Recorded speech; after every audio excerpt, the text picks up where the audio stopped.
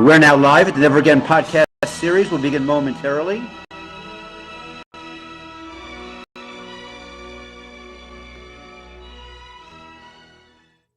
For those just joining us, we do this pretty much every Sunday night at about 7:30 p.m. Eastern Standard Time. And away we go.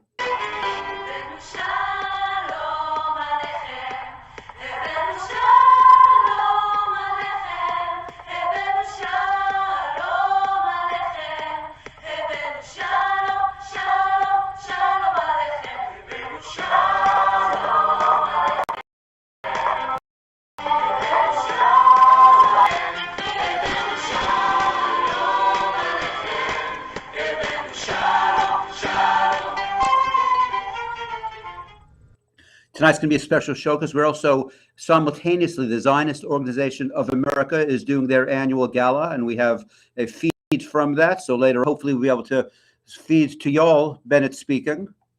Meanwhile, on tonight's show, not only will we have Meir, we have a couple of guests with us this evening also.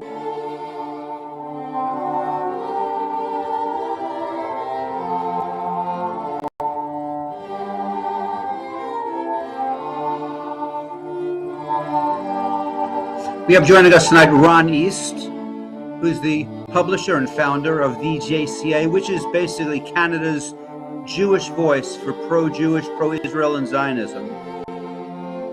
Find it online at the JCA. And then we have me hiding out here in the studio from presently, this time from Connecticut. We're going to have some more guests with us later this evening.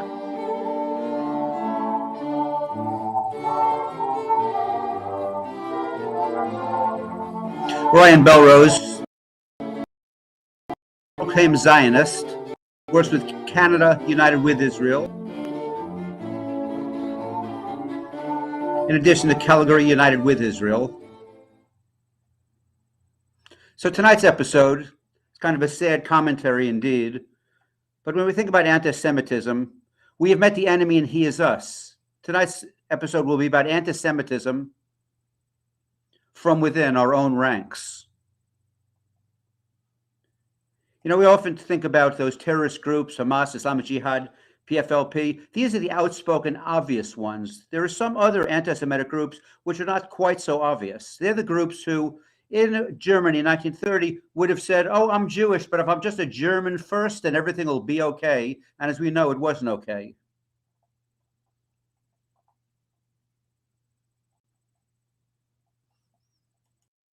So in addition to Hamas, Islamic Jihad, we have other groups which are infiltrating the ranks.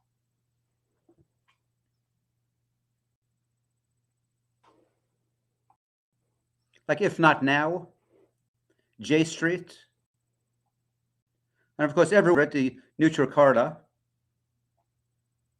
and other groups. There are just all these groups that are pro-Palestinian and are worried more about the Palestinians than the Jews.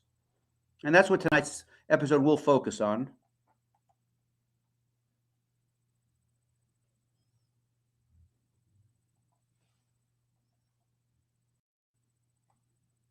And always we'll have the Parsha for the week gone over by Meir.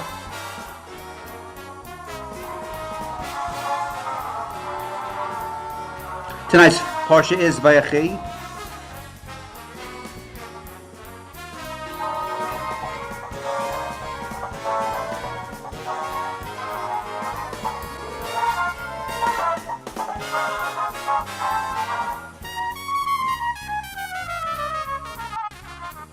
And within this Parsha, God says, behold, I will make you and cause you to multiply, and I will make you into a congregation of peoples, and I will give this land to your seed after you for an everlasting inheritance. And that is Israel. That's what we're fighting for, and that's what we're not giving up. So join us at israelnow.ca. Without any further ado, let's have Meir take over the show. Hi, good evening. Thank you very much for joining us. I'm going to ask everyone if you could please share this with the various pages and groups that you're part of on social media. We'll reach a lot more people. We'll have a stronger effect. There's a lot to discuss tonight. It's a very serious issue. Anti-Semitism is unfortunately on the rise, and we do have people in our community that are aiding and abetting this horrible trend and rise in anti-Semitism. There's physical attacks happening. First, I'd like to say a few words from the Torah, from this parsha. Also, let me mention also with the show, the Zionist Organization of America, they're having an event in the United States, a live event, and we have a connection. We have a live feed for that. So during the show, we're gonna show we'll break to the speech by Prime Minister Naftali Bennett to hear what he has to say. It's very important.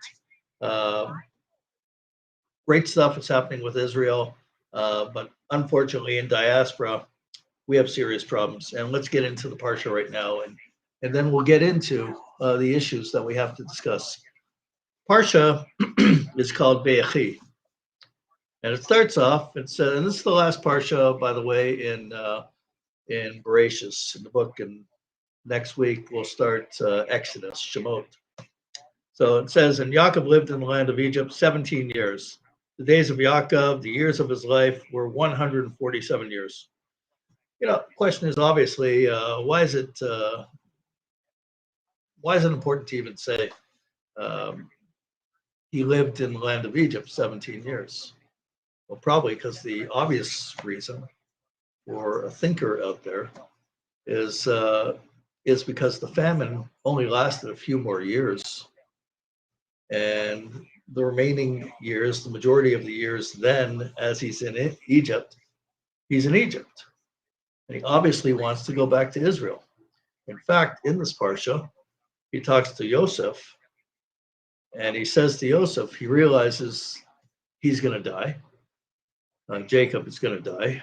And he says to Yosef, I want you to commit to me that you're going to bury me in Israel, in Hebron, where Abraham and Isaac are buried. And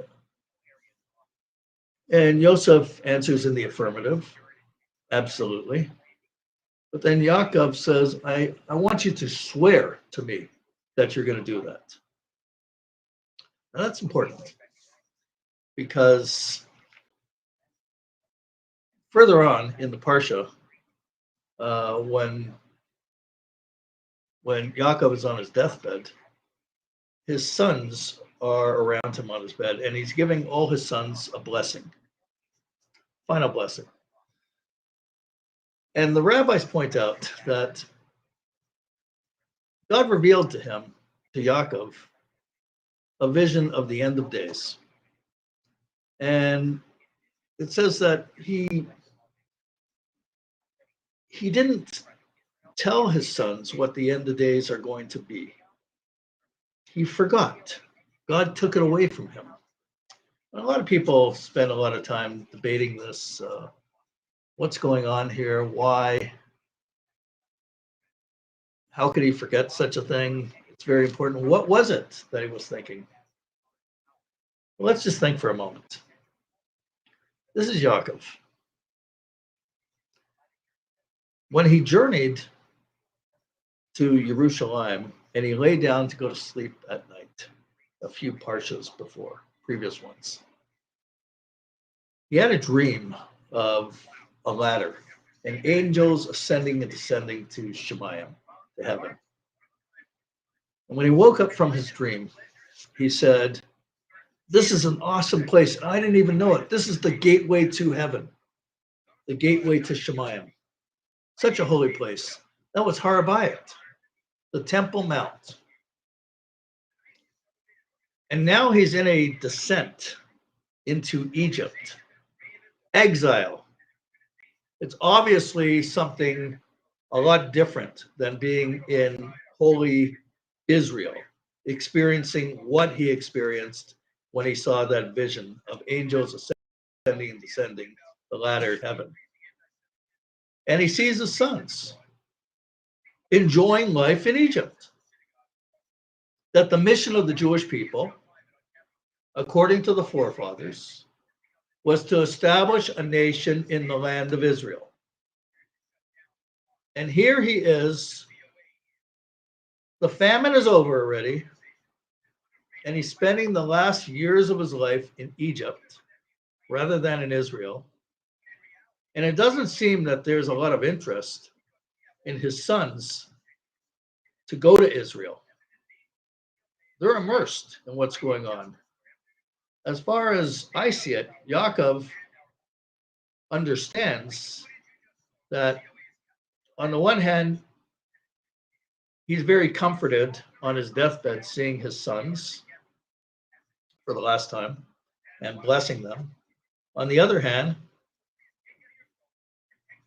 he doesn't have it in him to rebuke them about living in Egypt, that you have to go back to Israel. And by the way, one other point, when he demands that Joseph, who was the second most powerful person in Egypt because he had the answer to the famine, he demands that Joseph swear to him, take an oath that you are going to carry my remains to Israel to be buried there. Joseph, who was, and I say that clearly, who was the second most powerful person in Egypt. Obviously, at that point, when he was the second most powerful person in Egypt, he had access to Pharaoh any time of the day, no question about it, face to face to speak to him. But when it came to a request that his father be buried in Israel, he didn't have that relationship anymore with Pharaoh, one-on-one. Now, he was just there just in case if there's going to be another famine, perhaps. He had to go through various intermediaries and messengers of Pharaoh to ask Pharaoh for permission to bury his father in Israel. And it was granted because what was happening is that the status wasn't there. He wasn't useful anymore. It's already, there's no famine anymore. It's done. And Egypt's prosperous. It's done. And Jews are in Egypt and they're just enjoying life. And Egyptians really don't like Jews. And that was clear in previous parshas. What we are experiencing now, in particular, North American Jewry, who are so assimilated that they are either making excuses for the current rise in anti-Semitism, or they support these anti-Semitic groups that are attacking Jews. The past week, there was a panel discussion.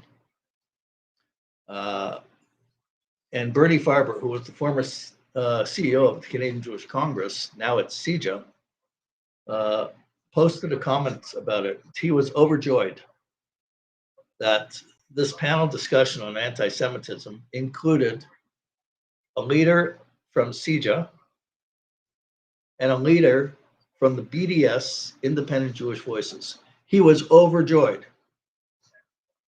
I think we have a screenshot on that to show his comments about it. Let me get that right up for you. And there they go. This is very important. Here it is. Bernie Farber. This was actually historic. It was first ever Jewish-led panel discussion in which a representative of both CJA and IJV participated, was pleased to be asked to take part. Now, IJV as well, Independent Jewish Voices, they're on record supporting the Intifada. They call for free Palestine. They have no issue with the slogan, from the river to the sea, Palestine will be free. So we have a clip, and I think it's very important to show this clip of Bernie Farber. And at this alarming time, we need unity and concerted action more than ever to accomplish the task before us of collectively pushing back against anti-Semitism becoming normalized or more mainstream across our society. There's lots more that I'd like to say on the subject, but I'll be respectful of the time and stop here. And I'm looking forward to the Q&A. Thank you so much again for having me. Thank you. Mr. Bernie Farber? Thank you, Renan, and thank you to the Darkei Noam for inviting me to participate in what is clearly an important issue, an issue that I have been dealing with for almost 3 decades.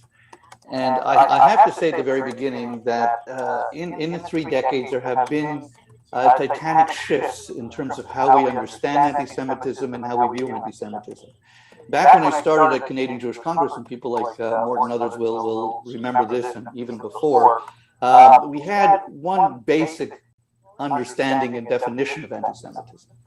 And it actually goes back to philosophers like Theodore Adorno and others who said quite specifically, anti-Semitism is a rumor about the Jews. And so when you distill all of the definitions that we have now evolved into today, whether it's the IRA definition, which is the International Holocaust definition that has been lobbied for and accepted by various governments here in Canada, provincial, federal, municipal, universities, etc., or the Jerusalem Declaration or others, we have to understand the evolution of anti-Semitism itself. Now, Noah spoke very poignantly about the concepts of anti-Semitism coming from both the left and the right, and that in some cases, and my father used to say this as well, that when it comes to Jews, the left and the right can meet somewhere in the middle in terms of their hatred of Jews.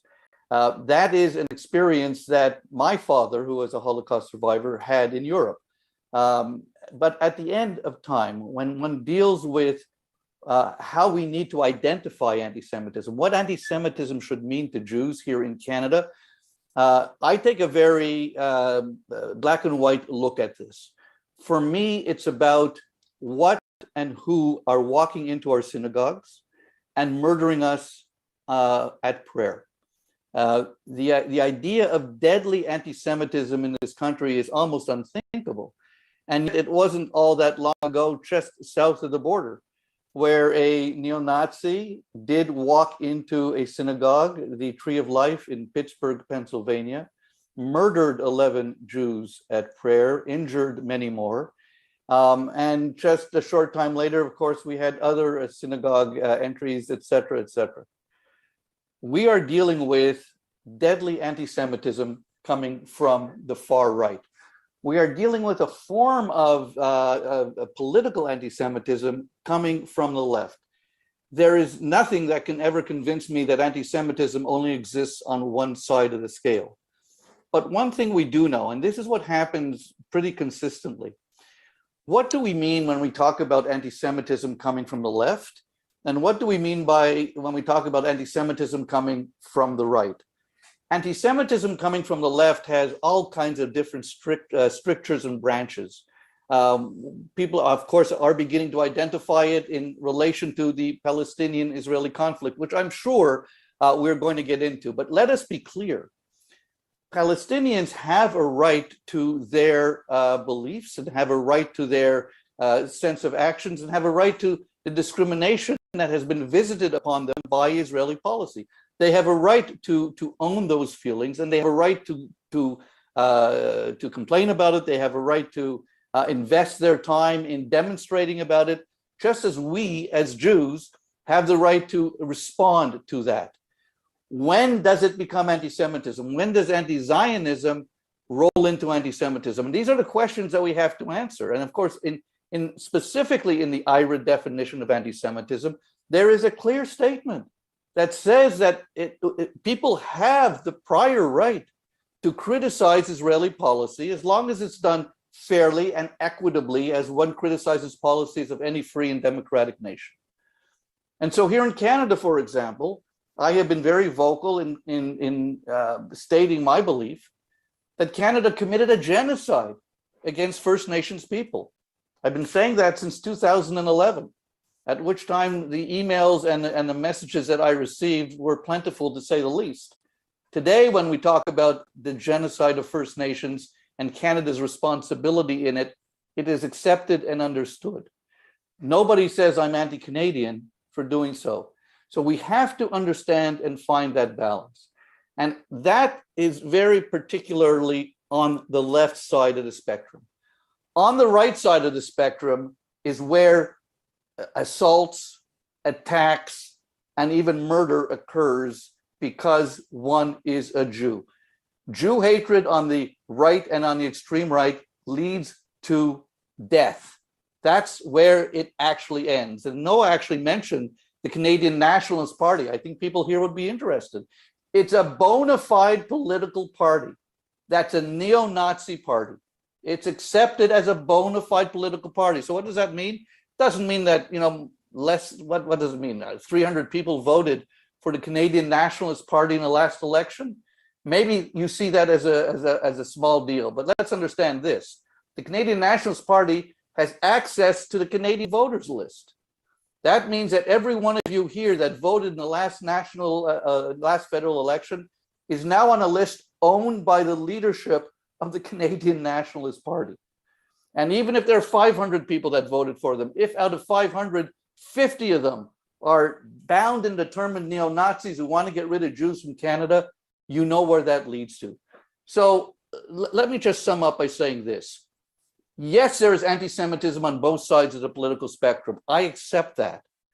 But we have to be careful in terms of its definition and of its understanding and where it leads to. And we certainly have to be careful in terms of what we understand as anti-Semitism that's politically motivated, and anti-Semitism, the classical forms of which we as Jews here in Canada are most susceptible to. My nightmare when I was the head of the Canadian Jewish Congress is I would be woken at night, or I would wake up or I would get a telephone call, because we didn't have a lot of emails at that time, telling me that a synagogue has been invaded by a neo-Nazi and 5 or 6 or 10 or 20 Jews were murdered. That was my nightmare. I was lucky in that I didn't have to deal with that. Today, we have to deal with it. We've dealt with it 3 times already in the last 5 years. That means it's going to happen again. And that's where we have to put our energy. We have to put our energy behind protecting Jews from the most deadliest forms of anti-Semitism. Thank you. Okay, so you listened to his rant of complete nonsense, and let me just show you something. Professor right Morton now. Weinfeld. We're going to use a couple of examples here. Number one, in the United States, just a few years ago, in New Jersey, there was a group of Black anti-Semites, surprise, surprise, who went to a Jewish shopping center. Right next door was a Jewish school, Orthodox school. They shot up the place. We have a video about that as well. And there were people shot. It could have been even worse than it was. He says it's all neo-Nazis. This surveillance video shows the suspects, guns drawn, walking into a Jersey City Jewish market minutes as police rush in. Thunder of gunfire. Hundreds of rounds fired during a standoff that lasted for hours. The streets were filled with people and the schools surrounding were filled with people. With the amount of ammunition they had, we have to assume they would have continued attacking human beings if we hadn't been there. The suspects, a man and woman, were killed in the firefight, but not before taking the lives of 3 people inside the kosher market. What we saw yesterday was a premeditated, violent, anti-Semitic hate crime. The deadly killing spree began about a mile away, where 39-year-old Joe Seals, a Jersey City detective, was shot and killed by the pair. He was also a husband and a father of 5 children. So it's a tough day for Jersey City. The stunned community grieving. For the family of Detective Joseph Seals, God rest his soul. For the innocent victims inside the market, God rest their souls. A void that now leaves so many, like investigators, searching for answers. Jay Gray, NBC News. Okay, so that's one example. We have so many examples, but we're not going to just show a million videos to prove our point, to prove how ridiculous Bernie Farber is and misleading to the Jewish community, who he tries to appeal as an expert on anti-Semitism. I'm an expert on anti-Semitism, and I'm not a professional for our community. I do this strictly volunteer, and all of us are volunteers. Those are the best people. So we have another clip that happened in Muncie cut short of by bloodshed, a machete sparked, attack it seems, on a rabbi simply in a synagogue. by hate. They were celebrating the Jewish festival of Hanukkah at a rabbi's house north of New York City. This footage shows the scene inside. Moments before, a man burst into the house and started attacking people with a large knife. I just saw him start to hit whoever he could. What did you do? I started immediately to run out the back door. I ran to the kitchen of the porch, and there was a lot of women and children. They all ran out. Police arrested a suspect in Manhattan within hours of the attack. Mr. Thomas, did you do the savage? The 37-year-old Grafton Thomas is in police custody of attempted murder. The governor of New York described the attack as evidence of a cancer of hatred spreading across America. This is violence spurred by hate. It is mass violence, and this an act of domestic terrorism. It comes after a string of attacks targeting Jewish people in the area, including a shooting at a kosher food shop. And police in New York had already vowed to increase patrols in Jewish neighborhoods. To be a Jew now is very, very scary. We're all just confused. What's going on? Why is this happening? I'm sick and tired of Jews asking me, is this pre-Nazi Germany? The authorities have not confirmed the motive, but many here fear it's further evidence of an increase in hate-fueled violence. Rebecca Barry, ITV News. There's a hell of a lot more. You know, Ron East, he sent me a meme. He sent me a screenshot. So let's put it up there of a leader of the new Black Panther Party, heavily armed organization where he praises Hitler. Let's show that. And if Ron could hear me, get Marty on the show. Give him the link. Again, he used to tell me. Again, if everybody's on a small screen, what he's saying, a black man, is, please tell me, why have Hitler stopped? He failed us. He should put all of them, make Jews in the oven and the fiery furnace of death. Look at them. They are the terrorists who are given a free pass to kill Palestinian men, women, and children. And once again, the point being that these are not white supremacists, nor are these white supremacists. So I think we need to just keep in mind that it's not only the people on the right who were anti-Semitic and anti-Zionist. Mayor, back to you. Well, let's get Ron East to join us and let's discuss this, because it's just absolutely ridiculous that we are being lectured to, and these people are like the Bernie Farbers of our community. I don't know what it is. They want to get like a check mark from some Islamic organization that says Free Palestine and a pat on the back, and tell the community that there's really no violent, murderous anti-Semitism on the other spectrum. Well, we just showed proof, and we didn't even touch on it. Yeah, you know, it's first of all, good evening to everybody, and thanks again for having me on the show. Meir, listening to Bernie Farber there was disturbing, to say the least, and his attempt to justify that somehow on the left side, on the pro-Palestinian side, it's political anti-Semitism. Somehow that's okay. You know, it's akin to somebody telling a woman who's being abused by her husband, you know, if hits you on the head, you know, that's not okay, you know, but a couple of slaps on the back, you know, that's just to correct you, so that's okay, you know. I mean, he's starting to draw, you know, division and distinction between what kind of anti-Semitism is acceptable and what's not. You know, we don't have to go as far as you just did to New York and Brooklyn to see what happens. You yourself encountered anti-Semitic violence this past May. As far as I remember from watching all the videos and seeing all the coverage, it wasn't from right-wing Nazi extremists. I myself have encountered similar violence here in Winnipeg in May, physical attacks. You've seen the video of myself being attacked. Again, it wasn't by any right-wing extremists. The death threats that I've received, the threats of raping my wife, of stabbing me in the streets, it doesn't come from a right-wing extremist at all.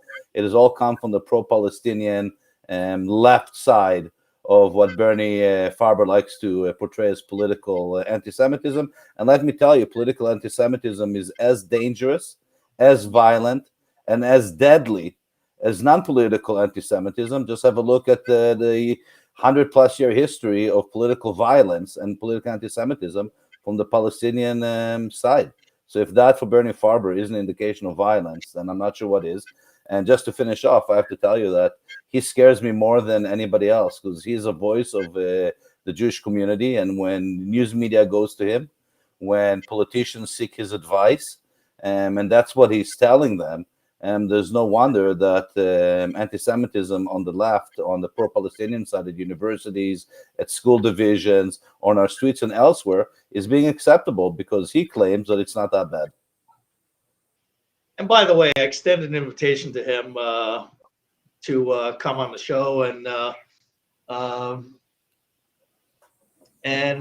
let's go. Let's do it, Bernie. Just come on the show and let's hear how smart you are. Yeah, but they'll never come on the show. They'll never come on the show and be challenged by somebody like yourself, because it'll show the cracks in their thesis and a crack in their armor. And they don't want to have that crack in the armor. I mean, look at the way he was trying to talk. He was trying to, both dance in the rain but still stay dry. And very political, kind of dissertation of what anti-Semitism is, because he knows who pays his bills at the end of the day and where he's getting his funding from. So you got to be politically correct, I guess. He's no different, like you said, than what happened in Germany, with the Jewish leadership pre-World War II. Same kind of thing, they were more German than they were Jewish. They believed, that, you have to be, there for the motherland. And those who believed that and followed them ended up, being herded like cattle into concentration camps. And those like my grandparents, who had the foresight to understand that something terrible was going to happen, ended up traveling either to Palestine or to the United States in most cases. My grandparents went to Palestine, but they didn't endure any easy life in Palestine. If anybody thinks that there was no anti-Semitism when they moved to Palestine in the late 1920s, early 1930s, there was a lot of anti-Semitism, a lot of violence towards them. They first lived in Hebron, then moved to Jerusalem, and in both places encountered endless anti-Semitism and Arab violence towards Jewish people. And that didn't come from the right side. Those weren't, European Nazis who were doing that kind of violence. The past few days, there's a reporter in Israel from the left. I believe his name is Barak Raviv. So he's been conducting a series of, or a lengthy interview with former President Donald Trump.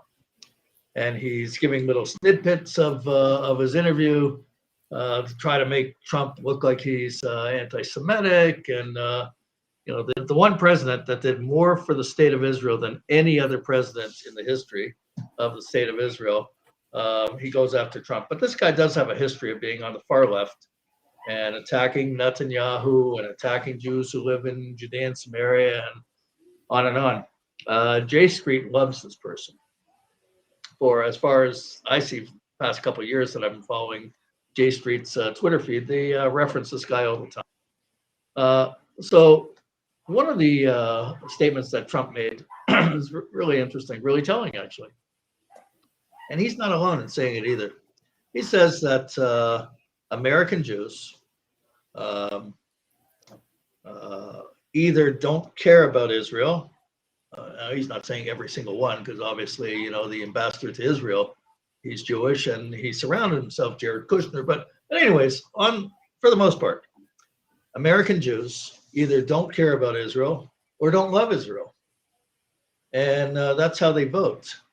And, we have the former, and so, liberal Jewish groups are going nuts about this, and they're accusing, and the Anti-Defamation League, he's anti-Semitic for making that kind of a statement, and who is he? And this is, again, a case of dual loyalty, so on and so forth.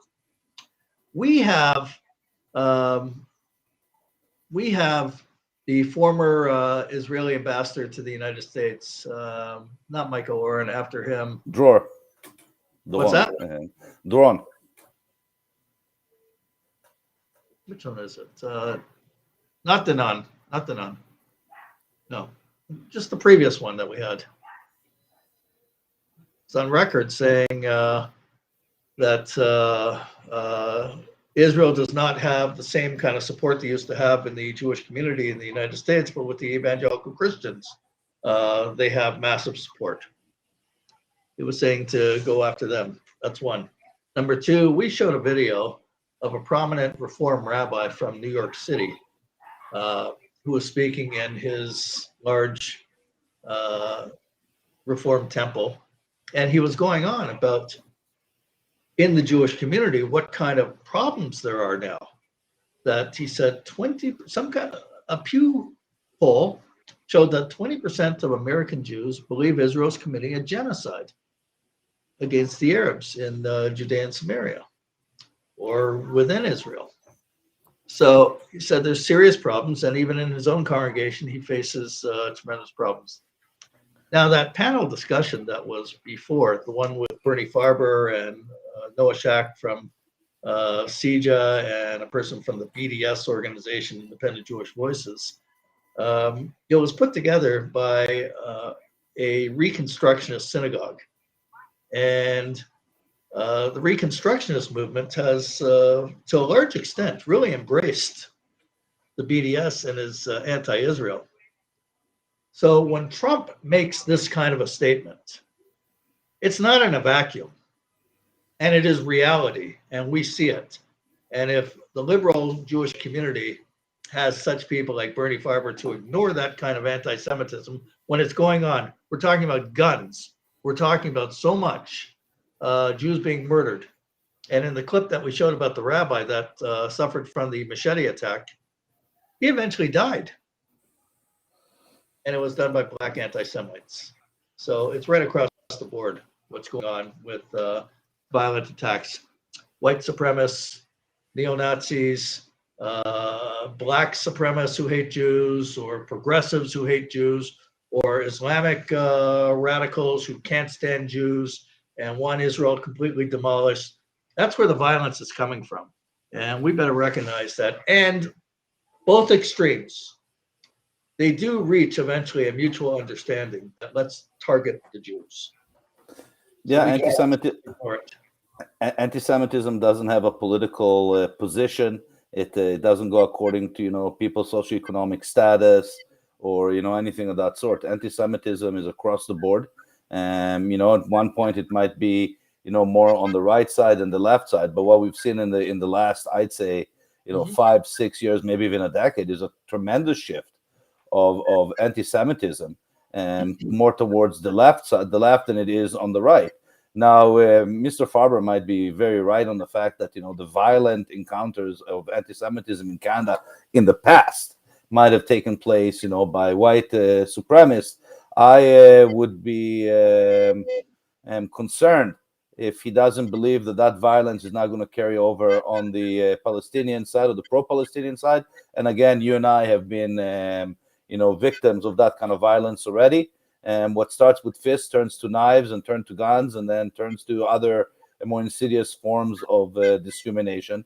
You know what? Political anti-Semitism, when you deny people free access at university, at schools, when Jewish students have to feel threatened, or they have to hide their Judaism or hide their support for Israel, when they have to worry about where they're going to get their kosher food, when they have to worry about whether their school is going to participate in a culture day in support of Palestine, where their teachers and classmates are going to be walking around with kafiyas and with Palestinian flags, screaming, yelling, "Free Palestine," and the emotional and mental damage that does to a human being can sometimes be as bad, if not worse, than the physical violence that someone suffers. Post-traumatic stress disorder is not something funny or to be belittled. And people who've encountered anti-Semitism on a regular basis, students who have faced that kind of discrimination at universities, suffer in many cases from the post-traumatic stress disorder, where they're afraid to go to their classrooms, they're afraid to go, back to school, and that needs to be addressed. That's not coming from neo-Nazis standing outside the doors of universities with swastikas and saying Heil Hitler. That's not where it's coming from. Right, absolutely. Listen, it's just really mind-boggling when you see it. And also, this past week, we got to send Ryan Belrose the link. maybe our doctor in the studio could send Ryan the link to get on. You know, Mayor, How should I send a Facebook message or tell me how to get it to Send him? them a Facebook message. Yes. Perfect. Okay. You know, while we're waiting for Ron, Ryan. let me just bring this to you. You're aware of this. They had at the TDSB school, the Mark Gauthier Collegiate, they had a Kafia day where they came out, students from that school came out. But, here it is that on their social media account on Instagram, they use a slogan. And this group of students, on social media, they have been endorsed by a variety of Islamic organizations and staff and teachers and in the Islamic community. So they use the slogan, in the millions, in the billions, we are all Palestinians. What does that mean to you? Listen, I think it's very clear, that they're taking the cause of the Palestinian people to be the global cause, second only maybe to global warming. And therefore, if you're not on the Palestinian side, if you're not one of the millions and one of the billions, you must be somebody who's pro-colonialism, pro-ethnic cleansing, pro-apartheid. And they're making it very clear to you, you better choose a side. Are you going to be part of the millions and billions who are going to support Palestine? Or are you going to be part of the few people out there who are not going to support Palestine? There's a very subtle messaging in what they're putting out there, and that's very scary.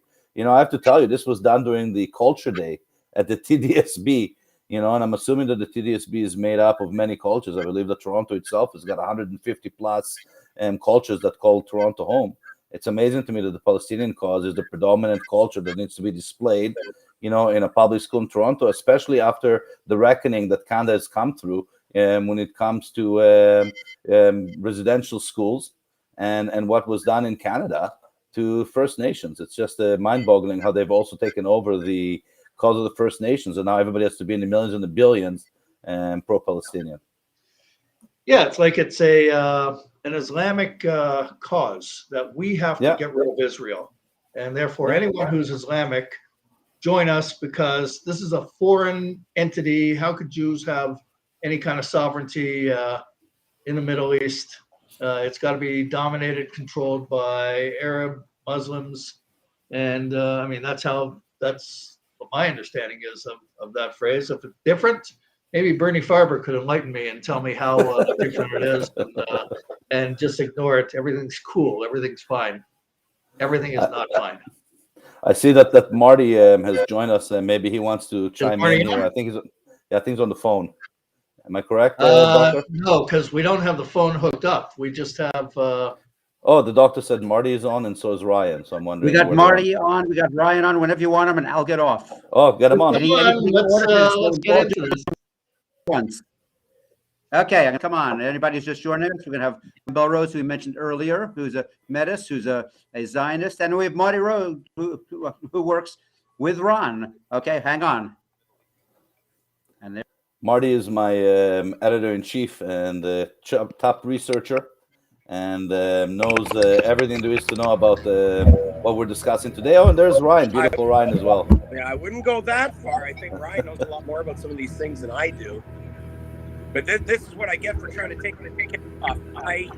Meir, I want to mention that 22 years ago, 1999, I was briefly employed by Chum Radio, hosting their drive home slot here in Winnipeg. And I did an interview with Bernie Farber at the time, who was, I guess, in his heyday at the Canadian Jewish Congress. I don't remember what the reason was I had him on. It was in June of 1999.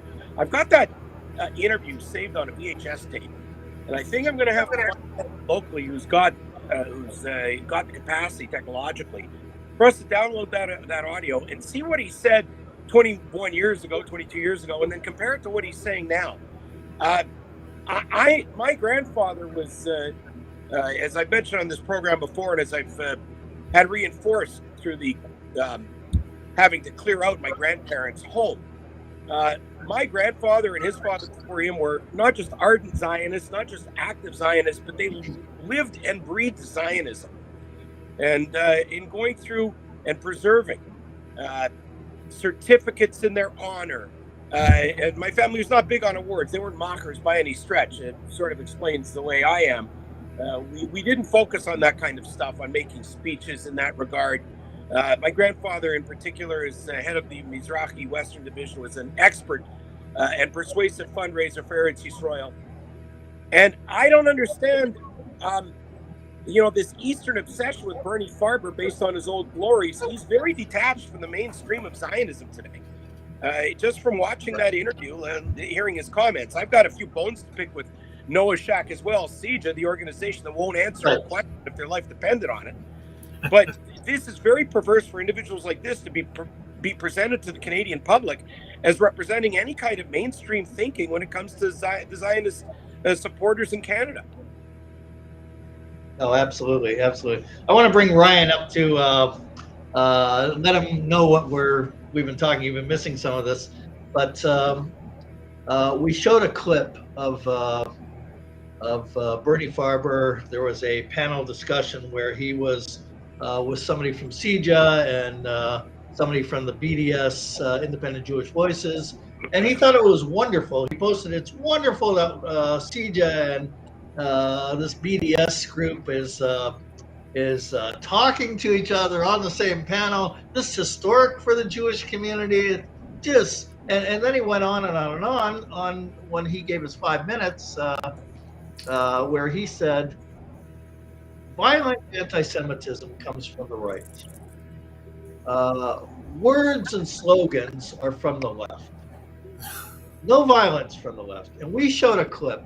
And there's so many clips we could show, but you know this topic. And we showed a clip of black anti-Semites in New Jersey that went in with loaded guns and shot up a Jewish supermarket. And there was a school right next door, a Jewish Orthodox school. There were Jews that were killed there in this event. We also showed a clip of a rabbi during Hanukkah, where he lived in Muncie, New York, or New Jersey, and a black anti-Semite went into that synagogue with a machete, started stabbing Jews, stabbed the rabbi. The rabbi eventually died. And they showed a picture of the person who was arrested, a black anti-Semite. And then we got a leader of the new Black Panther movement, and it's a heavily armed group in the States. And he makes a statement. We showed the meme where he's praising Hitler, and unfortunately Hitler didn't finish the job. So, and we have Islamic pro-Palestinian or Free Palestine groups that during May, when the war was going on in Israel, that they're going through the streets of North American cities, attacking Jews at cafes, delis, you name it, and beating up random Jews, and synagogues are being attacked. And Bernie says the violence is coming from the right. So Ryan, we want to hear your thoughts on. Okay, well, here's the thing. I'm gonna call him out pretty hard on this because I've actually called him out on Twitter before I got banned on Twitter. But the simple truth of the matter is, in the old days, the right wing was actually probably the ones that you were more likely to see violence from them, right? In the old days, I mean that Jewish DJ, I think it was in Denver. Where he was murdered by right-wing anti-Semites. Alan Reed, I think. But yeah, so I mean, like, this is the thing. These people are all stuck in the 1990s, where they still think that the big danger is coming from the right-wing anti-Semites. But the simple truth is that left-wing anti-Semitism is way more insidious. It's way more because what they do is they hide it behind the language of human rights. They hide it behind the language of we're just trying to make the world better. Whereas when you hear a right-wing anti-Semite, like the really hardcore ones like David Duke or David Icke, right, when they say shit like the Jews are aliens living on bunkers in the moon, the average person hears that and they laugh and they're like, what an absolute idiot. Or when they hear someone like, what's his name, Brian Rui, the Buddhist right-wing Hitler disciple. You know, like when the average person watches YouTube and they see a guy try to claim that he's a Hitler-loving Buddhist, they laugh, right? They think, who are these idiots? But when the average person hears, well, the Jews are murdering children in Palestine, it doesn't have the same kind of effect, because then everybody that's a decent human being hates even the idea of children being killed. So now what they're doing is the Jews are the new Nazis. And now who uses that rhetoric? I guarantee you, it's not the right-wing Nazis that are that kind of rhetoric. That's the left wing. Right. And the problem with all these lefties is that they've turned this whole progressive nonsense into, like, it's basically the progressives have made it so that if you're pro-Israel, you can't be progressive. Like, they've made that very clear. And so you have this thing where the average person, somebody like me who's pretty centrist, stand right-wing anti-Semites or left-wing anti-Semites, but the thing is, I know which ones are more dangerous. The right-wing are the people that I laugh at, and I would never, ever even consider sharing their stuff. The left-wing ones, when they talk about human rights stuff, I mean, the average person thinks, oh, well, you know, maybe what some of the stuff that Israel is doing is bad, and we should call that out. And then they don't have the whole story. They don't know what's going on. So they're right away, they're like, I'm helping human rights by saying really hideous shit about Jews. Right. Like, that's why people like Bernie Farber are so friggin' dangerous, because I have non-Jewish friends who have sent me articles that he's written saying, see, look at this Jewish guy. He used to work for the Canadian Jewish Congress. He must know what he's talking about. And then I have to explain to them, that's like the last person that we want speaking for the Jewish community. Like, this is a guy who, like, the nonsense that he spreads is so idiotic that, to be blunt, I mean, J Street, IJV, J Space, all of these organizations are exactly the same. They're Jews that are for anti-Semites. They think for some reason that maybe they'll get killed last. I don't understand why they do this. It's really gross. Like, they enable the and I tell you, BDS. yeah, and I really, really hate when people call them capos, because I've always said, like, capo is an existential threat. Like, a capo had to make really horrific choices because, like, if either themselves or their families were going to be killed. These are people that do this kind of stuff clout on social media. Like, there's no existential threat here. They're just basically siding with the enemies of the Jewish people because they want to get likes on Facebook. See, but the concern I have, and I agree with Ryan 100%.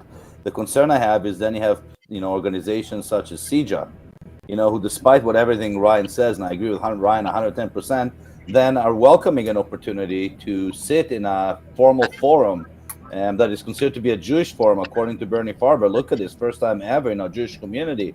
You know, who gave him the platform? Who said, I'll sit together with you at the table? Who told him I'll break bread with you? Not only him, but independent Jewish voices. And then we find out, you know, from the same person from CIJA, you know, that he's beholden to a board, and that his board is already compromised because there's people in the New Israel Fund who sit on the board of CIJA. So we understand, you know, where the politics is and where the game is being played. Yes. And, you know, and they're playing us for fools. You know, they think at least they're playing those of us out here for fools, and think that we don't recognize the card game that's being played in front of us. So, Ron, I want to say this. I gotta say this. It's vital. Go ahead. You're in Winnipeg. Yeah. A couple years ago, I was invited to be the keynote speaker at a Shabbaton that they held just outside of Winnipeg at a resort. Yeah. And one of the groups that was helping put this thing on was CIJA. Yeah. And they actually were really unhappy that I'd been invited to speak. They tried to shut it down. They even actually told the organizer that got me there, but the organizer stood firm, and he was like, no, I'm bringing Ryan in whether you like it or not. We found out afterwards why they were so against having me there. One of the, and this is the head, the person that was there on behalf of CIJA, her name was Allison something. She was the head of advocacy for CIJA. You know what? Hang on one quick second. Naftali Bennett is on live right now with because we're hooked into the Zionists of America conference they have where he's a keynote speaker. Let's watch him and then we'll zoom back in. Okay. Yeah, you're going to have to cue that up. Give me a couple of minutes and I'll have it on. Hang on. Okay, because I see he's... so maybe Ryan can continue and then the doctor will let us know. Sure. So basically, she like this is the head of advocacy for CIJA. One of the events that she had these pictures of Israel all around the room. Some of them were pictures of, like, you know, jets, and some were like them bombing things and some tanks. And she literally said to the kids, I want you to go stand underneath the picture that makes you feel the most ashamed about Israel. I want you to think about that. This is the head of advocacy for the supposed mainstream group. And this is what she had kids doing. One of the Israeli kids that was attending got so offended he got up and left. So I mean, this is the kind of stuff that, and these are the people that were in charge of advocacy for the Jewish community. They used to tell people, I remember attending, they told me, don't talk about the settlements because that's something the other side wants you to do. And I was like, we have to talk about that stuff. That's the central issue. And if we act like we have something to be ashamed of, people assume that we're in the wrong. I was like, that's the opposite of what we should be. We should be the ones bringing up the fact that the settlements are on Jewish ancestral land and that they're absolutely legal according to international law. And I always tell them, like, you tell me the law that these places are illegal in. Oh, there's Bennett. Right. Okay, here we go. Fire it up. But we don't need to go as far back as the J. Today, right? I urge the Americans and Europeans to take this matter to the UN Security Council. Financial sanction. We know that these measures work. Iran only understands force. They are much more vulnerable than they seem, and displays of force greatly impact them.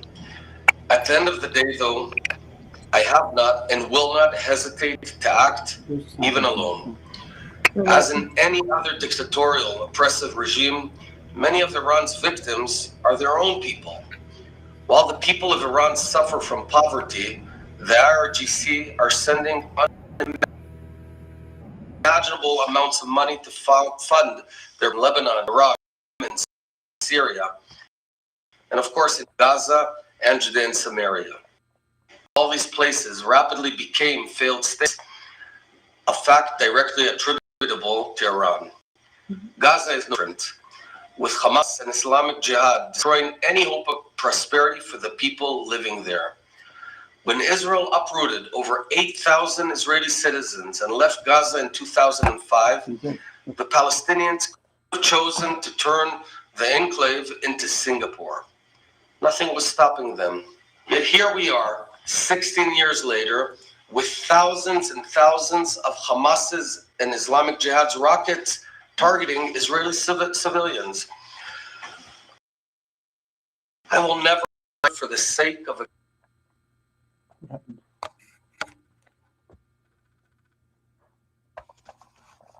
My internet went out again.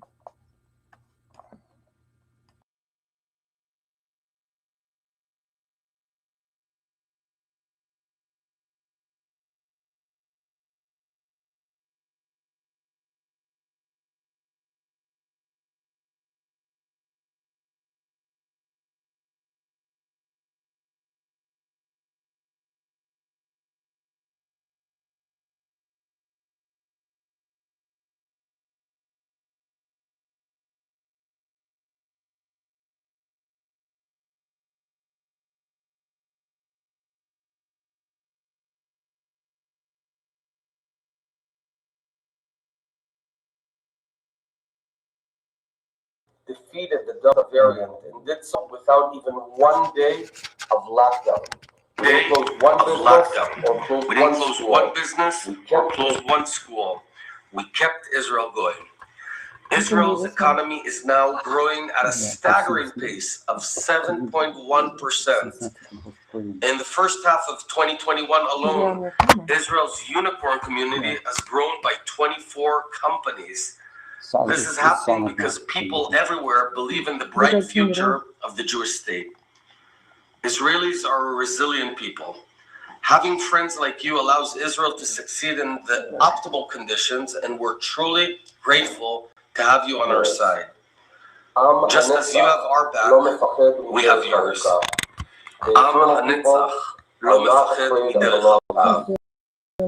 The eternal people are not afraid of the long. And speakers, and to all of you for joining. Celebrated the tremendous accomplishments of the ZOA and those who make it all possible. Remember, your support and involvement is crucial to the ongoing success of the organization. This year, your presence is sincerely felt. Please tack today and text the word donate to 929-930-54. Look, we had some of his speech, which was very important, and we have to stand behind Israel because it's no joke. Iran wants to annihilate Israel, and their proxies in North America who are on the progressive left and in Islamic communities want no Israel. And whoever is in our community is going to call this just political activism. As a son of survivors of the Holocaust, never again. I'm not going to listen to this bullshit. Forgive the language, but that's exactly how it is. Call it out. Ryan, if I can just respond to the story you shared with us before we had the video, the time frame in which you're speaking of is very close to, and Marty will correct me if I'm wrong, is very close to the Shabbat across Winnipeg incident we had here in Winnipeg, where the leadership of Winnipeg, federations, synagogues, and others decided to invite as their keynote speaker Les Rothberg, who was a leader from If Not Now. And they were not aware until Marty actually spotted it and brought it to my attention, and for me and Marty, it grew to the community as a whole. Somebody's typing in the background there. Oh my Lord! But until Marty brought it to the attention, nobody in the community knew. And even when we went to the community leadership, the leaders of federation, the executive director, and we told her about If Not Now, she had no idea what If Not Now even stood for. She had no idea they were an anti-Israel. Never heard of it. According to her, she didn't know. I mentioned it. They were feeding you guys a line, Ron, because I was working for Griff back then, and we had sent them. As soon as I saw a thing about it, and I've actually dealt with that guy in person, and I was like, "There's no possible way this can't be true." And when I called them, it took me over 2 hours to get somebody on the phone to even confirm they were bringing him in. And so when I told them, I said, "Not now," they just pretended like they didn't know what I was talking about. Sorry, what's that, Marty? Did I misunderstand that? I can't. Sorry, you're breaking up. I'm trying to comprehend if you just said that you had dealt with or had interactions with Lex Rothberg previously. Did I misunderstand that? Yeah, a couple times. Yeah. You had? Yeah. I used to argue with these idiots on Twitter on a daily basis.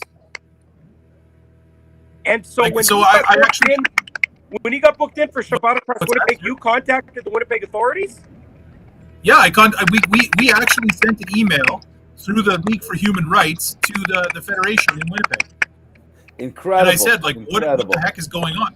It was the same thing when they brought in for Limmud, when Limmud was bringing in some If Not Now guy to speak, and we were like, what the hell is this? Like, this guy's an anti-Israel person, and I actually took a bunch of his tweets and sent screenshots and showed them and said, look, like, you can't have somebody like this speaking at the Jewish community. Like, this is the Jewish, like, you guys are supposed to represent the Jewish community, and you're letting this person speak. This is way over the top. And I remember they sent my boss an email back asking me to send more proof, and I was like, I sent you like 20 screenshots. What else do you want? This is is for me. For me, it's the biggest threat to our community is this kind of things that happen from within the community. Because when my own community legitimizes these people, when my own community gives them a platform, when my own community opens up the door to them, I'm not sure who's typing, it just causes, a greater risk for our own community. Because those people, both on the left and on the right, who are anti-Semite, use that against us. They turn it back against us. They say, look at that. Hey, Bernie Farber is legitimized by CJA. Hey, Independent Jewish Voices is legitimized by CJA. If they're legitimized by CJA, then they must be okay and they must be a part of the Jewish community. And that's what scares me the most. And well, you yourself said it. I mean, there's people on the board of CJA who are also on the board of the New Israel Fund. That's everything you need to know right there. The New Israel Fund is way anti-Israel. This whole nonsense. They support BDS. They say they don't, but they give money to organizations that do support BDS. So yeah, you do support BDS when you fund the people that support it. So, and the Jewish community, you guys got to start voting with your wallet. Like, you got to start saying, I'm not going to donate to people unless they are following the agenda that I want them to follow. The left has no problem doing that, so I don't understand why conservative Jews can't say, I'm not going to give you my money in order for you to demonize my people. Absolutely. Go ahead, Meir. You know, I have to say, you know, it's not just within our own communities here in Canada or the United States where the problem is. Meir knows very well that there was a recent conference on fighting anti-Semitism and BDS, in which the Minister of Diaspora from Israel was one of the speakers. And when he came on, he spoke in Hebrew, of course. And when he came on, he said that he does not see BDS as being anti-Semitic across the board. That he believes that every BDS action has to be checked on its individual merit, checked against the IRA definition of anti-Semitism, and only then should it be determined whether it is or isn't anti-Semitic.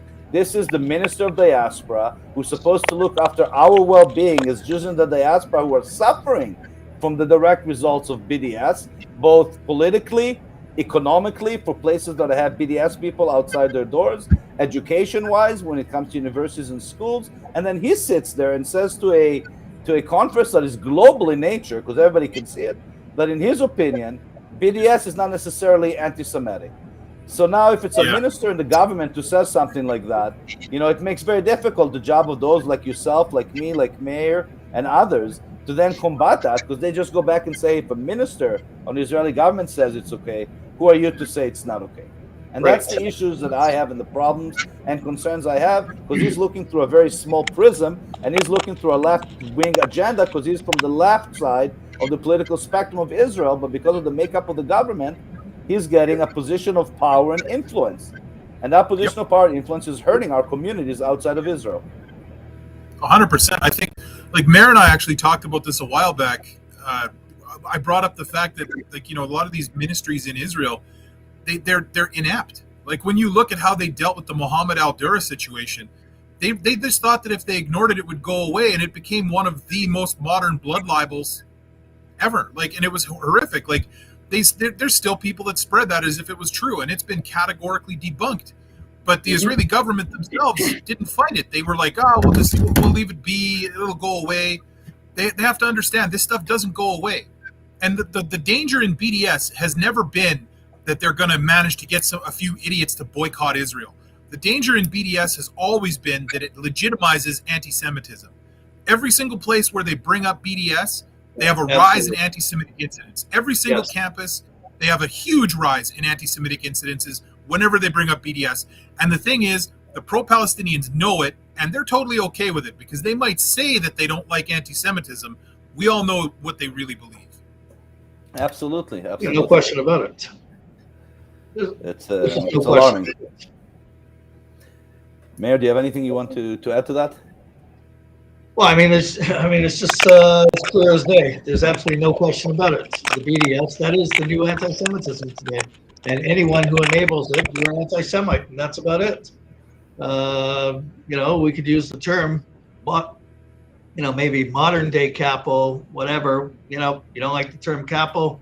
Well, modern day traitor, or you're not on our side. Put it that way. And therefore, they should not enjoy the benefits of being in the Jewish community. Now, whether that means that you should not be allowed to be, if you cross over that line and you join the enemies who want Israel destroyed, then certain privileges you should lose. For instance, you should not be allowed to be buried in a Jewish cemetery. You should not be welcome into a synagogue. You should not be welcome into Jewish community centers. You should be identified if you go into Jewish restaurants. But the sad part, Meir, as you and I know, is that it's you and me who are blacklisted by our community leadership. We're not the ones getting invited to discuss anti-Semitism with the knowledge and expertise that you have on the subject matter. They're not inviting you to be on that panel. They're not inviting me to come and speak on a panel about the real threat of anti-Semitism today on the ground. They don't call me, you know, when my son was being bullied anti-Semitically at school, and we reached out, you know, to Jewish organizations for assistance.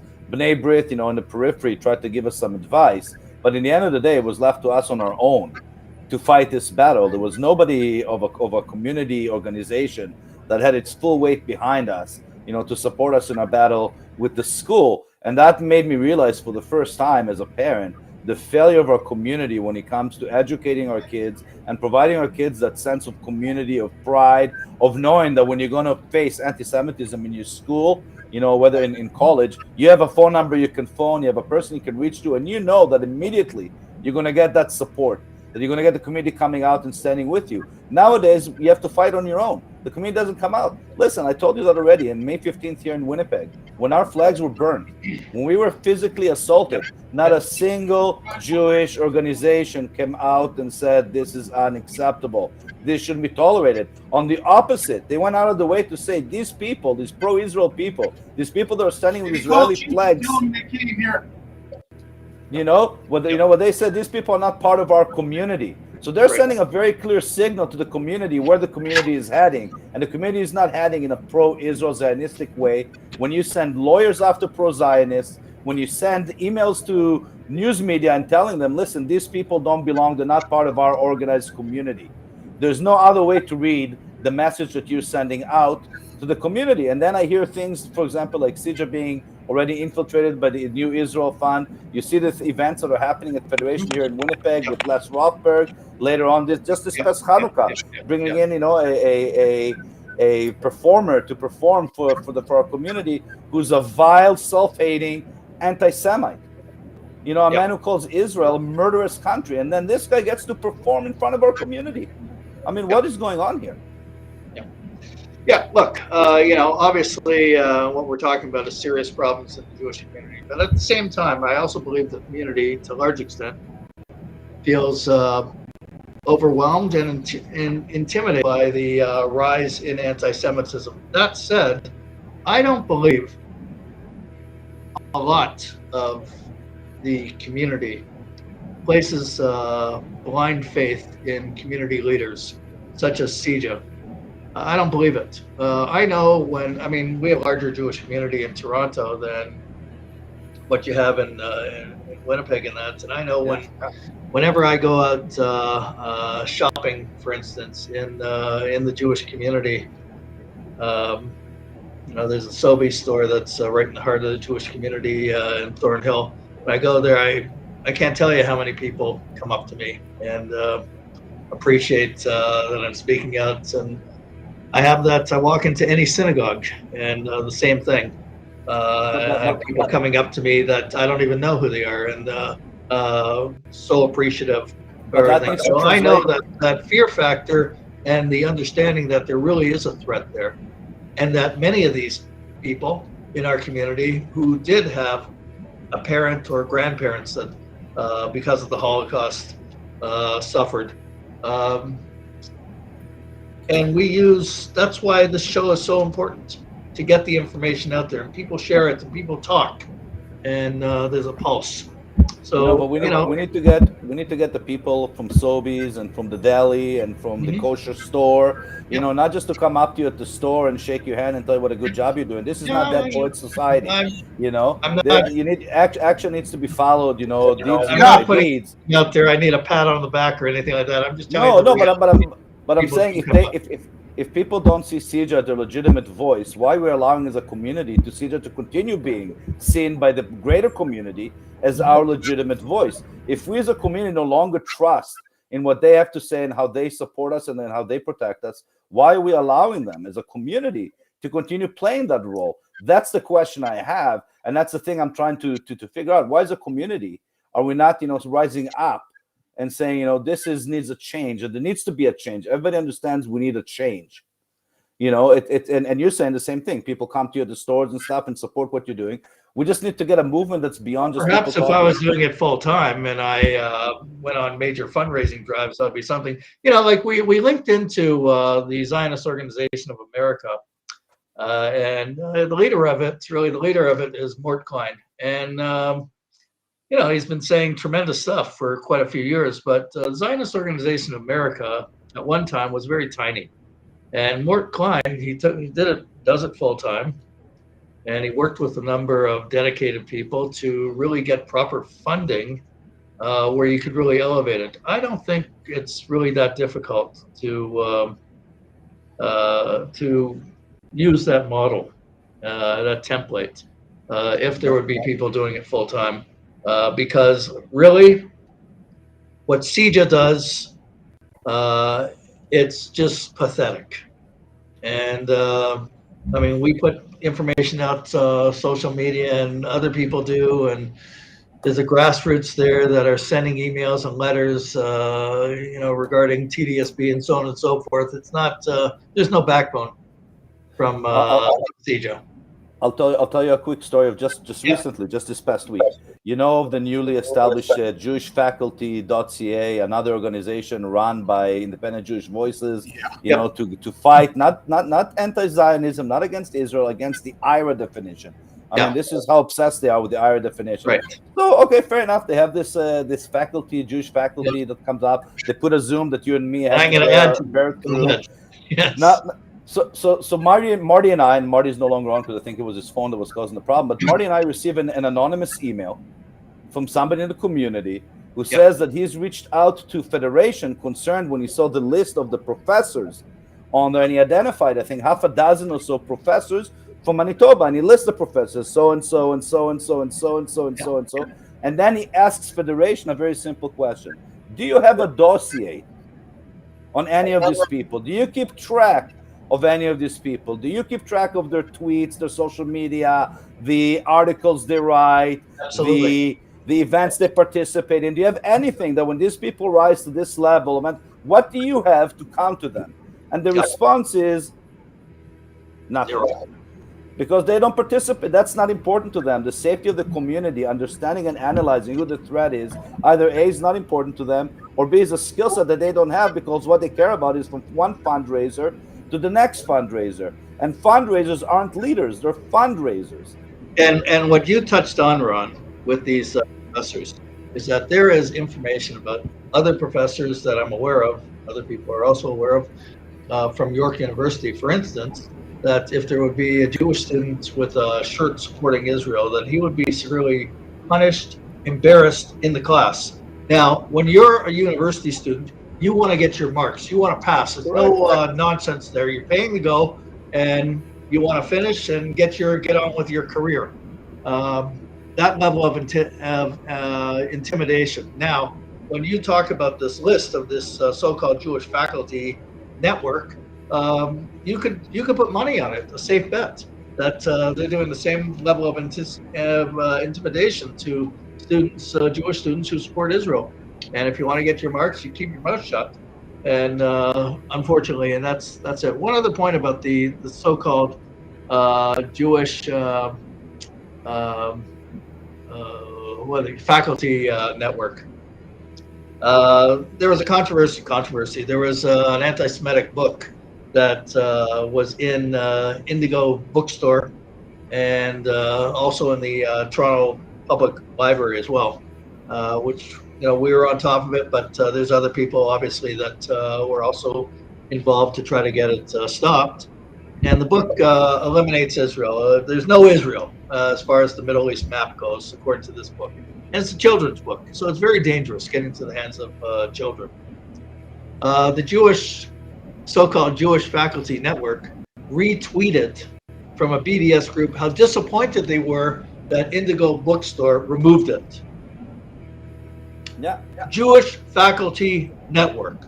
Yeah, use the term Jewish. We care about Jewish causes. That's what you're really trying. You're trying to present yourself that you care about the Jewish community.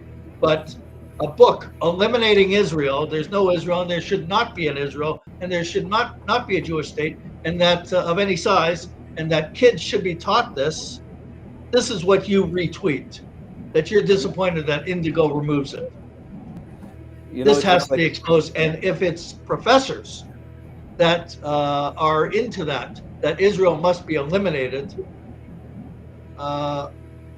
they must, like you said, CEJA, do you have a dossier on them? That's where we all come in, because don't rely on them. We have to get a band of volunteers, and they're out there, and we have to do the research and get these dossiers and be relentless and go after them. Yeah, well, it's interesting that an organization like Canary Mission, right? They're not even Canadian, but they have a bigger dossier on Canadian professors that support BDS than any of these Canadian organizations. Yep. And it's funny, like Daniel Corin from Hasbro Fellowships, he was the guy that actually saw that book when he was at Indigo. Right. And it's interesting, like the amount of flack that he was taking from Jewish people, and basically people telling him that he was being overly sensitive. And then when you actually see what the book did, like, there's no Israel in the book. It has a map of Israel with the word Palestine written over it. I mean, this is literally the erasure of the Israeli state. Like, I don't understand why more people aren't willing to step up and say, okay, you know what? If you're going to say something that is so profoundly offensive and that is clearly calling for the removal of Israel as an entity, maybe we shouldn't be allowing these people in the tent. Like, I know you guys love your big tent, but when someone's trying to light the tent on fire, I think you need to kick their ass out of the tent. Absolutely. Ryan, I've been calling for that for a long time. That's why I do what I do. When I started this is because what I saw what's happening within our own community. I've been calling for a long time to name and shame. Name and shame. If you're an Independent Jewish Voices member who stands against my community, who stands on the other side of my community, JCC, on Yom Ha'atzmaut and on other Jewish holidays with signs that call me a baby killer, and then when you're done there, you take your gym bag and you cross the street and you walk into the facility and you go and do a schwitz with a swim, and then you go and use the gym. Shame on our community and shame on you. Who let you in the door? What is this? I agree. Absolutely. Absolutely. You know, and when I call him out, when I see them there and I call him out, I'm the one who security comes after. I'm the troublemaker. Yeah. You letting that guy in here? Are you guys kidding me? What is wrong with you?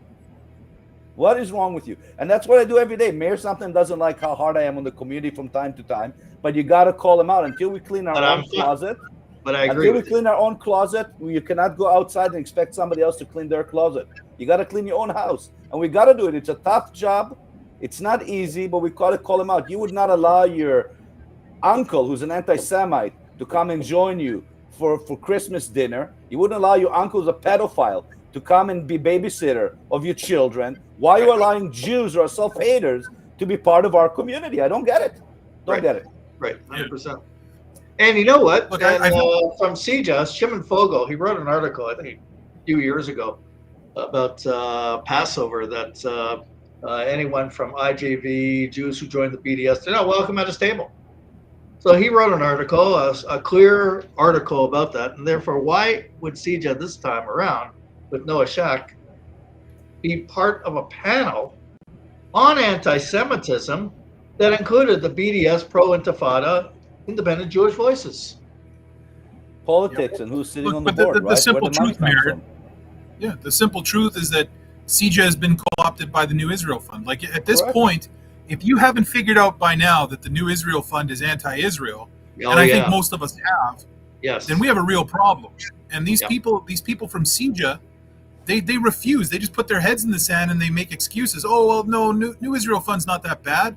And it's like, no, they're horrible. Like, when you look at the stuff that they do and the groups that they are supporting with money, I mean, this is the problem. This is the problem. Money to but sell them as one group that calls Israel an apartheid state through and through.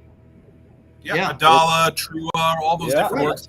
And like NGO Monitor called them out on it too, and then people were trying to claim that NGO Monitor was biased. I'm like, well, yeah, they do actual research to find out where these Jew haters are putting their money. Like, you know, Ryan, I think that's anyway, I'm sorry. Like, I know I get really worked up about this, but it just pisses me off. Well, you're right. Ryan, I have a question for you.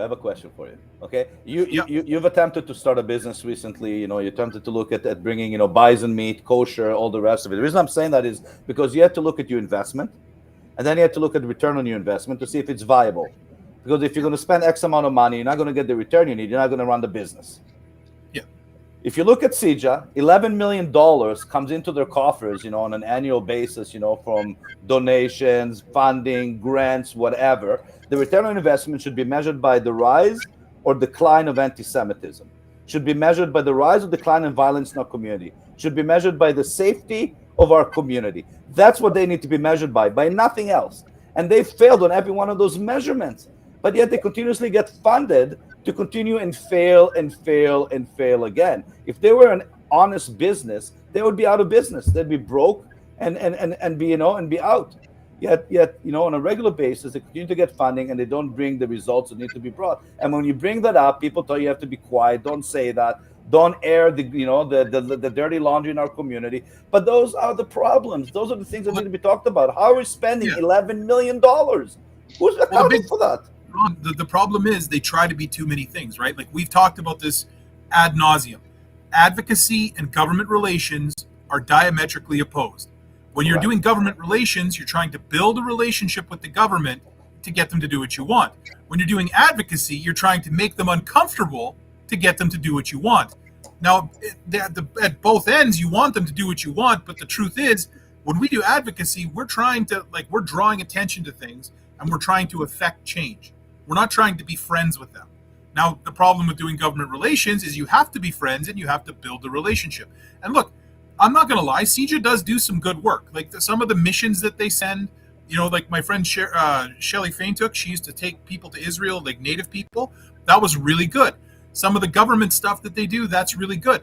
The problem is that they try to do other stuff and then they take credit for work that they didn't do. And what ends up happening is, like you said, we're watching one of the steepest rises in anti-Semitism since World War II. And meanwhile, these are the people that are supposedly watching over it, right? They're not stopping it. They're not even slowing it down. And that's the worry I have, and that's a concern I have, Absolutely. And if what are we doing? By the way, Meir, it was Erdogan who's the ambassador, was Ambassador Erdogan, when we go back to when he spoke about, there's 6 million Jews in the United States, but 77 million evangelical Christians who support Israel. I'm going to spend my time cultivating my relationship with the 77 million evangelical Christians who support Israel, instead of getting into the can of worms, that bee nest that is the progressive, woke, left Jewish community, which is much less supportive of the state of Israel. I'm going to go where I'm going to get the best return on my investment. And that says a lot about the Jewish community in the United States, when the Israeli ambassador says, I'm not going to count on you so much, I'm going to count on these people over here. It says that we failed as a community. It says that in the diaspora we need to look to see what we've done wrong, where we've gone wrong. And me and you, Meir, talked about it a little bit. Jewish education is so expensive that it's out of reach for the majority of the average Jews who live in Canada, who would wish to send their children to Jewish education. Here in Winnipeg, it's the only place in Canada where there's a public school that has a bilingual program, where Hebrew is part of the bilingual program. It goes from from nursery to grade 6. I sent my kids there. I drive my kids 40 minutes every day, back and forth, so they could attend that particular school, but it's capped at, let's say, 200 plus kids. If you're not one of the lucky people that got in at the beginning, your only other option for Jewish education is to spend above $10,000 and send your kids to a private school. Most people can't afford it. The kids end up going to public schools. What do they encounter in public schools? Kafiyas, pro-Palestinian people. That's what they're encountering. Anti-Semitism, like my own son encountered when he left that school and went into a public school setting. And it's demoralizing because our community has not looked foresight enough and said, we need to establish something that's affordable for everybody. So we can cut the kids from their zero, and we can teach them the love of Eretz Israel. We can teach them the love of the Jewish people. We can teach them to stand up for themselves. We can teach them to be powerful people in our community. We've done none of that. And that's where we are today, for exactly those reasons. Yep. Listen, we've gone beyond, about an hour and a half. So let's wind it down. Let's wind it down. I want to let me just point out something like maybe a good thing. I don't know. Food vendors posted on their Instagram accounts that they're shut down completely. They're not there. The sign is not there anymore. Their food vendors is over. So the store, the restaurant.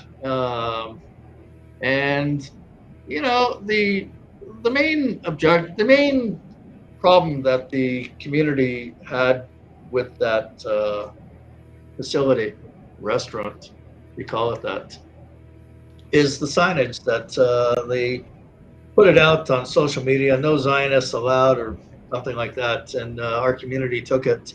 The consensus in the community was that this means a business is trying to legitimize a sign that says no Jews allowed. And the business is shut down. Now, I don't know what the thinking of whoever really runs food vendors is. I don't know.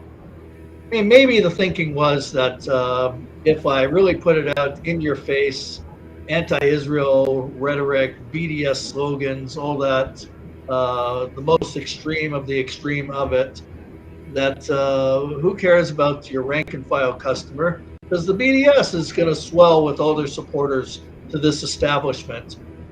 Well, I don't think it happened.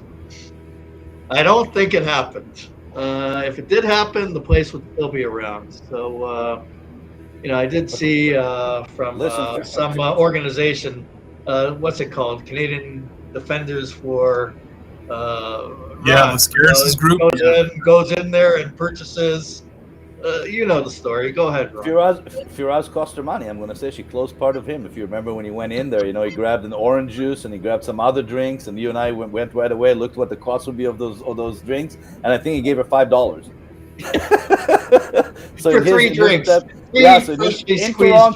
In Toronto, freshly squeezed orange juice and some other juices, that probably would cost you $12-13. He gave her $5 in support of what she's done, and they've never returned. It's not like you hear from her, hey, I'm catering this Palestinian event, that Palestinian birthday, this Palestinian wedding.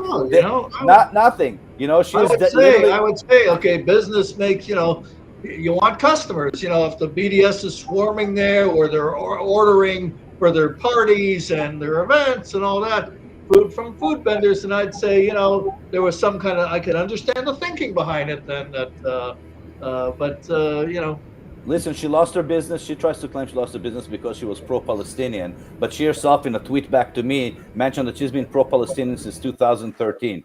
So you proved my point. For over, for 7-8 years, nobody bothered you at all about being pro-Palestinian.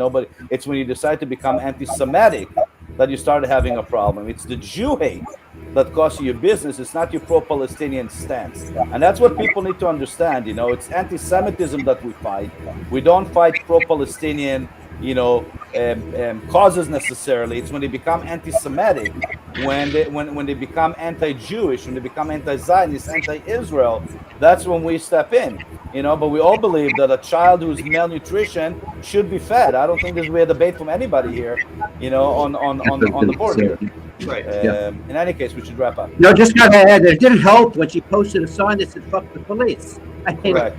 And she calls the police to come get people who on Hanukkah were lighting a menorah peacefully. Mayor, I don't know if you know who that was, but then she wants to call the police after she wants to defund them. And, so the whole, it had nothing to do with being an anti-Semite, anti-Zionist. She's just a bad businesswoman. She went out of business. Anyway. Yeah, it is what it is. Yeah, exactly. But I said on one previous show, food vendors, they should really read the book by Donald Trump, The Art of the Deal. It's basic supply and demand. You want customers. Here's some basics of what you got to do. But she thought she was going to get supply and demand. She thought if she was going to jump on the woke bandwagon, on the pro-Palestinian bandwagon, on the anti-police bandwagon, that she was going to have a lineup down the street of people who want to support it. What she found out is that she was Dead Poet Society. Everybody pushed her from the back. When it came to actually action, everybody just clapped their hands as she closed her store and walked home, unemployed, and with no sense of income. So, I feel sorry for her because she chose the wrong side of history. Yep.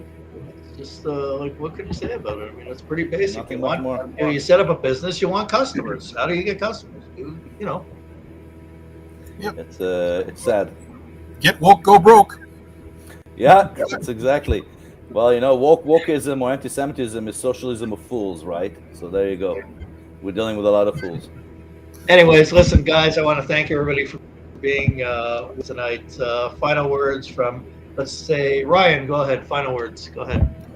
You know what? I appreciate that, Mayor, but I'm just going to say this. Like all these people, like food vendors and all these other idiots, they all end up in the same place, right?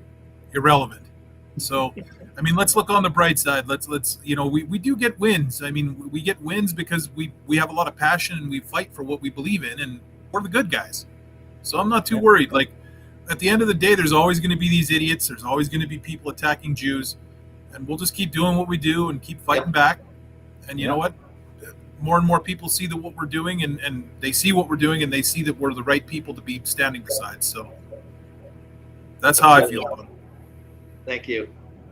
I agree I agree with Ryan 110%. We're on the right side of history. We're on the right side of justice. If you want to talk about human rights, we're even on the right side of human rights. You know, my father always said to me, may he rest in peace, you know, you always got to pick which hill you want to die on. You know, I've chosen long ago that this was the hill that I want to die on. This is the hill I want to fight for. It's for my country. It's for my children. It's for our community's future. And I'm proud to be among people like Ryan and yourself and the doc back over there who are, you know, relentless in what we do every day with no pay, with no, you know, patting on the shoulders, with no, you know, we just do it because it's the right thing to do. And I call on more and more people to join our movement. And if you join our movement, we can become a tsunami. And when we become a tsunami, we'll be a real force, not only against the anti-Semites out there and those who want the destruction of the state of Israel, but also a real force within our community, which will allow us to have some real change from within, which I think is as important as looking at what's happening from without. So thank you again. Absolutely. Cheers. Well, look, we're going to get the truth out there. We have to, and that's what we do on this show.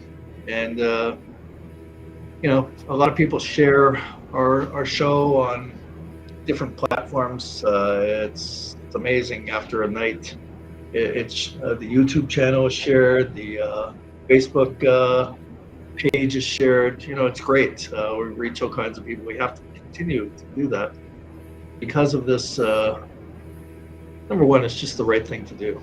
And number two, you know, the threat is real. Number three, remember what the Parsha was, that it was the descent into Egypt and the Jews there, they were assimilating, and, you know, wasn't whatever Joseph did for Egypt to save their economy and save their country, it was quickly forgotten after the famine finished. So a message to Jews in diaspora: embrace the Torah, embrace our heritage, clean up your act, get rid of the spirit of embracing the enemies. Nothing's good there. Do the right thing. Thank you very much for joining us. Let me make a quick closing comment, and I'll play a song which I have for you all, okay? Good. So I hope, I'm not sure if you're familiar with this, but I'm going to tell you a quick little story, and it's called "There's a Fly in My Coffee." I'm not sure if you're familiar with this, but there's a fly in the coffee. The Italian throws the cup against the wall and walks away in a fit of rage. There's a fly in his coffee. The Frenchman takes the fly out of the cup and drinks the coffee. The Chinese eats the fly and throws away the coffee. The Israeli goes and sells the coffee to the Frenchman, the fly to the Chinese, buys himself a new cup of coffee, and uses the extra money to invent a device that prevents flies from falling into his coffee. But the final, of course, is the Palestinian blames the Israeli for the fly falling into his coffee, protests the act of aggression of the United Nations, takes a loan from the European Union to get a new cup of coffee, uses money to purchase explosives, then blows up the coffee house with the Italian, the Frenchman, and Chinese by trying to explain to the Israeli why he should give away his cup of coffee to the Palestinian. And on that note, wow. Perfect. Wow. Thank you. I thought you would like my little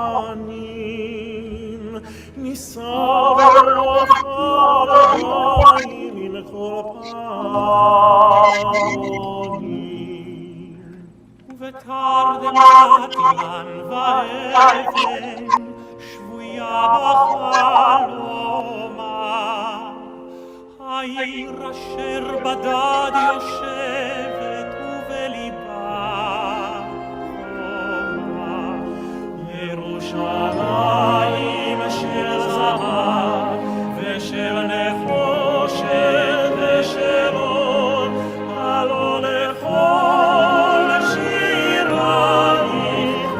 אני כימור. ירושלים של זהב ושל נחושת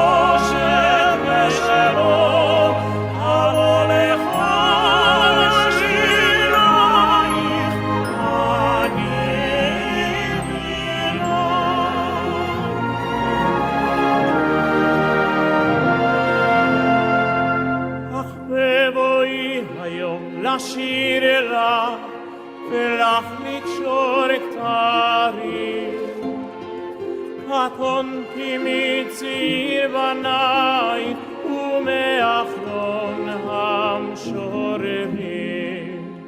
כי שמך צורבת השפתיים כנשיקת שרה. אם אשכחך ירושלים אשר כולה זהב, ירושלים של זהב ושל נחושת ושל אור. הלא לחושך אני כימור. ירושלים של זהב ושל נחושת ושל אור. הלא לחושך